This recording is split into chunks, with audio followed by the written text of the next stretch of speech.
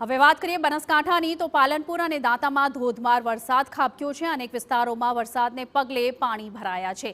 ભારે ઉકળાટ બાદ વરસાદ પડતા વાતાવરણમાં ઠંડક પ્રસરી છે। પાટણની વાત કરીએ તો સમગ્ર સિદ્ધપુરમાં ધોધમાર વરસાદ ખાબક્યો। સિદ્ધપુર શહેરમાં ભારે પવન અને ગાજવીજ સાથે વરસાદ।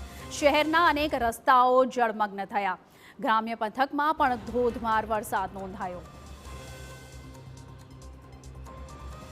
તો અલગ અલગ વિસ્તારોમાં પાટણના અલગ અલગ વિસ્તારોમાં વરસાદ ખાબક્યો છે।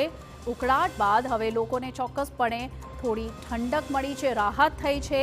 પણ કેટલાય એવા વિસ્તારો છે સિદ્ધપુરમાં જ્યાં પાણી ભરાવાની સ્થિતિ અને ટ્રાફિકના લીધે લોકોને હાલાકી થઈ છે।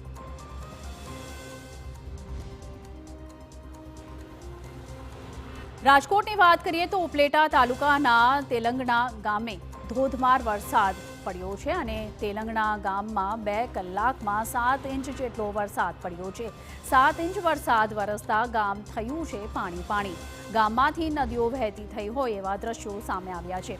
ગામમાં ચારે બાજુ પાણીની સ્થિતિ સર્જાઈ છે, જેના લીધે જળબંબાકાર જેવી હાલત જોવા મળી રહી છે।